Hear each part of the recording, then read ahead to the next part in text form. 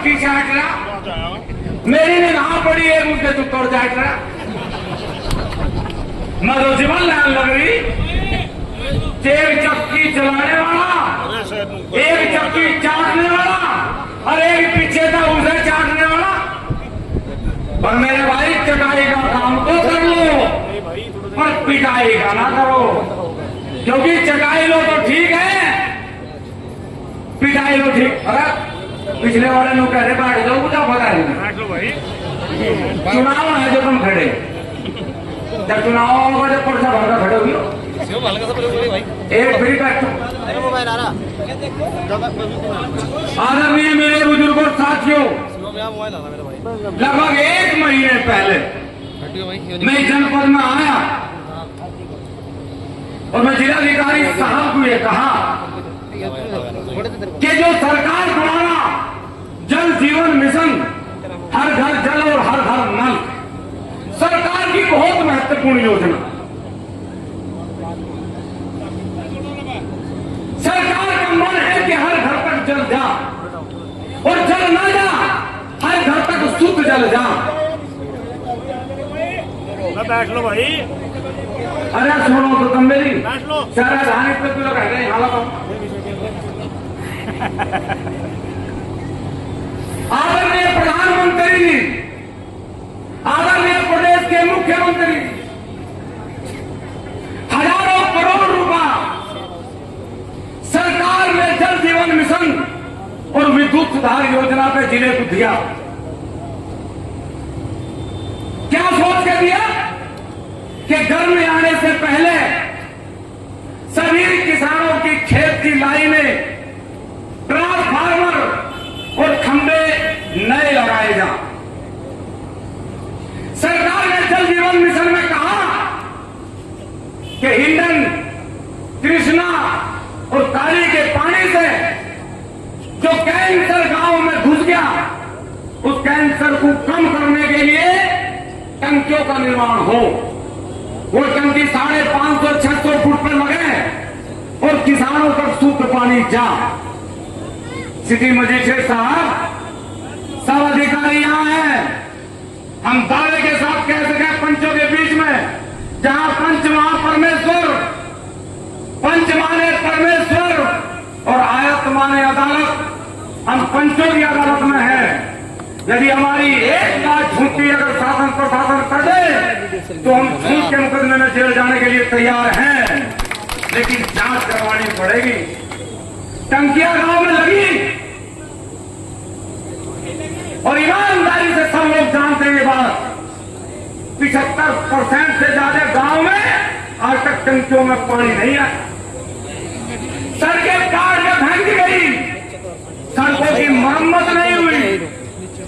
ठेकेदार कहे कि जल निगम का काम है, जल निगम कहे कि ठेकेदार का काम है, तो भाई फिर डीएम साहब क्या करें जनपद में, एडीएम साहब क्या करें जनपद में, एसडीएम क्या साहब क्या करें जनपद में। 5000 रुपए के बकाया बिल पे आप किसान के घर पे सुबह 4 बजे पुलिस लेके छापा मार लोगे, लेकिन करोड़ रुपए के घोटाले में लिप्त ये अधिकारी, इनके घर पर आपकी जाने की हिम्मत नहीं। मेरा पूज्य महाराज योगी आदित्यनाथ जी से निवेदन है, आपके प्रति देश के हर एक नागरिक की भावना है, इस प्रदेश के हर एक व्यक्ति आपकी तरफ नजर टकटकाए लगे देखता है रोज। आने वाली 27 तारीख, आज क्या दिन है, 22 तारीख दिन बृहस्पतिवार, आने वाली 27 तारीख को शामली जनपद के जितने भी पदाधिकारी हैं, सहारनपुर जनपद से जिलाध्यक्ष ठाकुर आजम सिंह, 27 तारीख में सभी लोग अपने अपने जनपदों में अपने किसानों के साथ वहां भी जिलाधिकारी को ज्ञापन देने का काम करेंगे। व्यवस्था नहीं खुली तो वहां भी आंदोलन जारी रहेगा, चलेगा। अनिश्चितकालीन धरना सहारनपुर और मुजफ्फरनगर में और शामली में भी चलेगा। हम जिलाधिकारी की गलती निकालना चाहते हैं। साहब, सिटी मजिस्ट्रेट साहब, एडीएम साहब, लेकिन आप लोगों के बीच में एक बात कहकर अपनी वाणी को विराम दूंगा। आज नहीं कहूंगा मैं आपसे कि हमारी समस्याओं का समाधान करो। बस एक बात एडीएम साहब ऐसे जरूर पूछ लेना, और आप लोगों के बीच में कह रहा हूं ये बात मुझे बतानी पड़ेगी। उन्होंने मेरे से एक बात ये कही फोन पे कि ठाकुर साहब, इस जनपद में आपके बहुत विरोधी हैं, बहुत विरोधी हैं आपके। हमने कहा विपरीत परिस्थितियों में चलने की हम लोगों को आदत है, विरोध में तो हमारा जी लगे ये भी बताने का काम करें कि हमारे विरोध में फोन किस किसके आए, बताने का काम करें कि हमारे विरोधी हैं कौन। अगर इतने बड़े प्रशासनिक अधिकारी को ये पता लगा कि जनपद में हमारे विरोधी हैं, तो मैं जनपद के आदरणीय अपने एसएसपी साहब से भी कहूंगा कि वो मेरी सुरक्षा बढ़ाएं, ऐसा ना हो विरोधी मुझे मारने का काम भी करें। किसान मजदूर संगठन,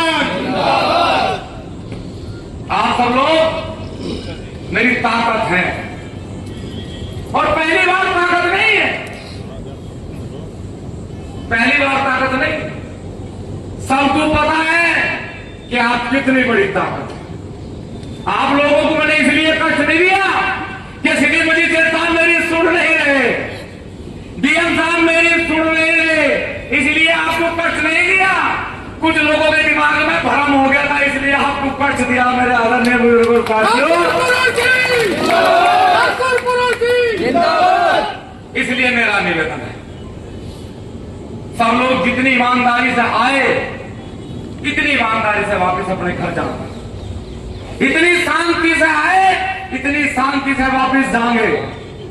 कोई जरा सा इस देश का नुकसान, इस जिले का नुकसान, इस सड़क का नुकसान हम लोगों ने कभी करा न कभी करेंगे।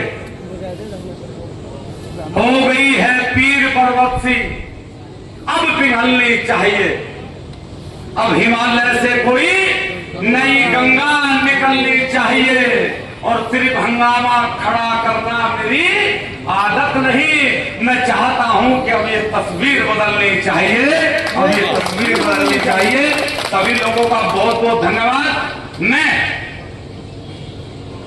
कोई मांग नहीं है, हमारे बीच में अधिकारी हैं, जो अधिकारी अपनी बात कहना चाहता हो वो माइक पर आके किसानों के सामने अपनी बात कह सके, और यदि कुछ कहने के लिए नहीं है तो आप लोग स्वतंत्र हैं। आप